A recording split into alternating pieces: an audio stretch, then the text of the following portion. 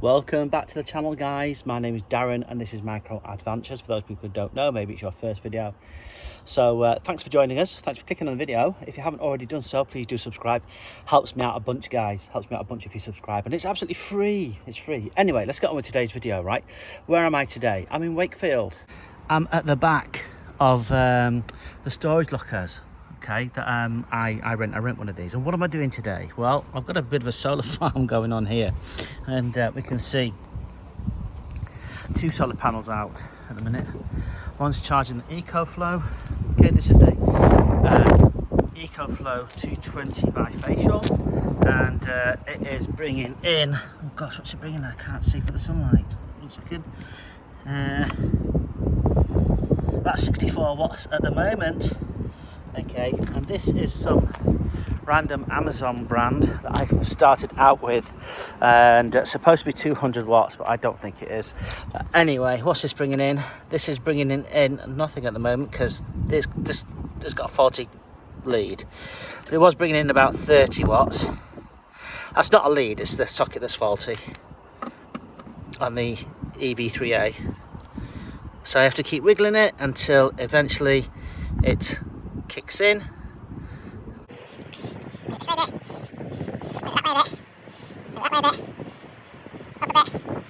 So I've given up on the EB3A for now, charging on here. It's just doing my head in, and I've just got a couple of small items plugged in, and that's the benefit of this cheaper solar panel versus this panel here. It does have various charging options in here. It's got, like, I don't know, would you call it a PPT? I've no idea, but anyway, you've got your various USB ports there. I just plugged in a couple of things just to demonstrate. See the fan working. So we'll stand that up there, and there's only flashing lights on here to say it's charging up this power bank. Right, I don't think the camera's picking up, but there is. At the end here, you've got this. I don't know what it's called, but that can plug into most portable power banks, you know, in terms of Ecoflow, etc. And this one here has interchangeable connections at the end, so you can plug in a variety of different devices into it. Oops.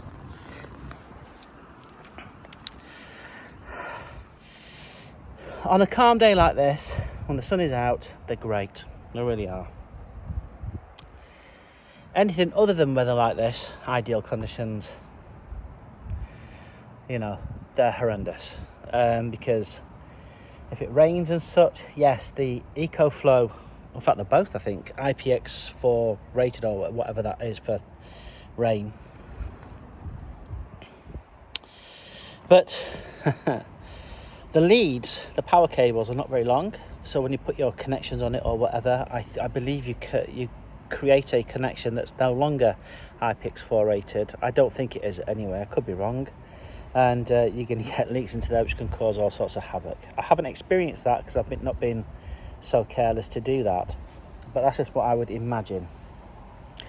The other thing is, the slightest breeze of wind and they blow over, and then you're out picking them back up again, setting them all back up again, and checking everything's, do you know what I mean? It's just a bind, and it's a pain in the derriere to have to do that constantly when there's a slight wind. Now, believe it or not, even in today, it doesn't feel like there's any wind, but there's ever such a slight breeze. They get behind the solar panels because I have to point them towards the sun, obviously, and in doing so, the wind is then behind them. I've tried to use the van as a windbreak as much as I can, as you can see. So, but the slightest bit of wind still manages to blow them over, and down they go, like dominoes. So you're out constantly having to pick them up. Now, I don't usually carry two solar panels. I only really carry the Ecoflow, which is the more superior product. We can see the solar panels down again, the cheaper one. So I only carry the Ecoflow because it's more effective, more efficient, brings in more power, although with the broken solar panel there, it's not bringing in as much as I would like, sadly.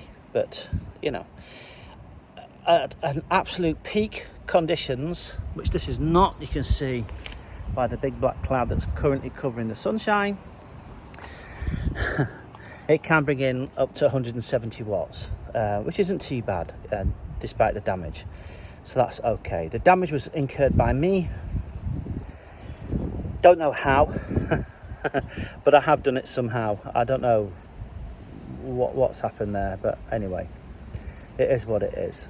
The other bits of damage is not incurred by me, is the stuff, the protective film or whatever it is, peeling off and such.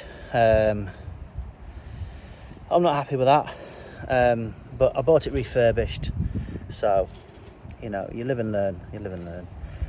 Would it have happened to a brand new solar panel from Ecoflow at twice the price? Very possibly. I'll never know. Very possibly. If you've got an Ecoflow 220 bifacial solar panel out there at home and you're watching this video, let me know if you have experienced the same thing.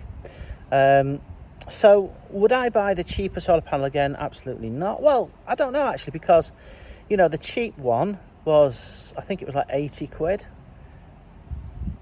You know, so I should have been more suspectful of, like, hey, do you know what, 80 quid for 200 watts? Nah.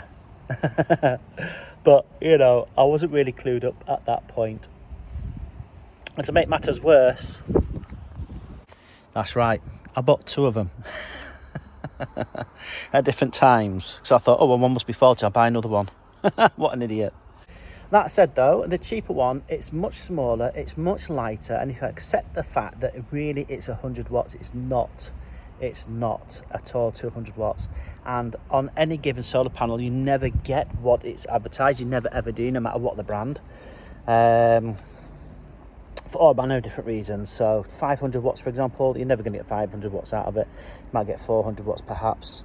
I think, is it an efficiency rating or something? It's 20-25% out or something like that. Does that make sense? So with the Ecoflow, let's say 200 watts instead of 220, it's easier for my maths. So if it's got an efficiency rating, I don't know what its efficiency rating actually is, I've got to be honest. I'm going to say 25%. If it's got an efficiency rating of 25%, that means I think that means it loses 25% in actually using power to convert it from solar to electricity. Do you know what I mean? I think that's what that is. That's what it's used, 25% to do that. So, you know, I don't think that's too bad. So that'd be 175 watts. And I did say I've been getting 170 out of it. So yeah, that's quite good actually, despite the damaged solar panel. I'm going to call it a 100 watts, because it definitely ain't 200 watts. It never has been. That's, let's say 25% as well, so that should bring in 75 watts at its absolute peak, and it has done that at some points in the past, but not very often. It's not a super great solar panel, shall we say. Now, out of the two solar panels, one is better than the other. The one that's not so fantastic is sitting on the front seat. As you notice, I tied a little piece of string around the handle so I can tell the two apart. And I'm at the back of the storage lockers, because I've just pulled them out of the storage locker, because I wanted to do a test. Oh, see, it's down again. Hardly any wind, as you can tell. Oh yeah, so in the course I'm trying to do this video, I don't know how long the video is, you'll have to look down below. I've had to pick them both up 3 times now, both of them. So you've got to be kind of mindful of that as well. I put them out because I wanted to test which one was the best. I wanted to compare the cheap one with the expensive one, and yeah, there's no competition at all. The Ecoflow is far superior. When I plugged them in, I plugged the Eco. I want to be fair with the test, and I didn't use a BLUETTI because you can see what a pain that is with a broken socket on it. So I wanted to compare by using the Ecoflow on both of them. On the smaller solar panel at the time, it was bringing in 30 watts, and which is not super. It's not awful, but it's not super. And then I plugged it into the Ecoflow, and it was bringing in 90 watts. So 3 times more power. 3 times more power from the larger panel. Well, is it larger? I don't think it is. I haven't taken any measurements to compare surface area. However, that said, it's a bifacial. So the Ecoflow 220, as you can see, this is the rear part of it. Anything that hits this tarmac bounces back up, I guess, or passes straight through because it's translucent. If I put my hand behind there, you should be able to see my hand moving behind. So both sides are getting heat. Whereas on this one here, it's not bifacial. And so therefore it's not going to be as effective anyway. So there you go.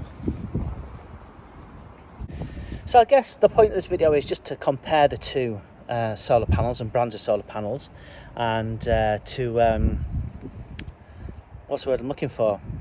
Give you some information, I guess, a little bit of education, a little bit of information based on my experiences. I'm not an expert at all. I'm not an electrician or anything like that, but I can tell you that not all solar panels are created equally. They just certainly are not. Okay, so bear that in mind when you purchase a solar panel. If you're doing van life or even camping life in a tent, or even caravan life, whatever, you know, even if you want to use them at home, bear it in mind they're not all created equal, and I think you get what you pay for, you know, within reason. For example, I would not pay full price for the Ecoflow. I certainly would not pay 440 quid for it. That's a fact. But at 200, I think at 210, I think I paid. I think that was a reasonable purchase. Reasonable. Even then, it's expensive. Don't get me wrong, it is expensive. But if it enables me to live off grid, then I'm happy with that little bit of expense. Different solar panels have different features. Look out for them. Check the connectors. Make sure they're compatible with your particular solar station. And if they're not, don't panic. You might be able to buy extension cables and adapters, which is what I have done. I'll show you those towards the end of this video. What else? Make sure it's fit for your purpose. The first solar panel did me okay when I first got into van life and whatnot, and I soon learned that actually I do need a little bit more power, and I opted for that one. I do want a solar panel fitted to the roof. I cannot afford it just yet. I am going to make some phone calls this week actually. I'll see if I can get a price, and I'll share those prices with you in due course. Pros and cons of these two solar panels. I like that on the cheaper one I can plug directly into USB ports, various small devices, so I feel that's quite handy. I don't have to put the power station out to charge that up and then go through that to charge the smaller devices, if that makes sense. On the Ecoflow you cannot do that. That is not an option. The power input from the Ecoflow is no the Ecoflow panel generates is no comparison to the cheaper one, obviously. If you're charging a bigger device such as the Ecoflow Delta, which is what I'm charging now, it's an 1800 watt solar generator, then you really do need to make sure you've got something that's providing power enough to do that. The small one, it can charge it, but you've not got to be in a rush because it'll take a few days, literally days, to charge it up from flat. Oh dear, someone's alarm's going off, look. So this has been a solar panel sort of review-ish, based on my own experiences. If you like this video, please do remember to like, comment and subscribe, okay, and trying to get this channel up and running to get it monetized. So the next step for me is to try and hit 500 subs. I'm at 260 something at the moment, so you know, we want to try and break the barrier, get towards 500 subs as soon as we can, and then set a new target from there. So please do remember to like, comment and subscribe. It's absolutely free of charge, okay. So yeah, thank you very much for watching.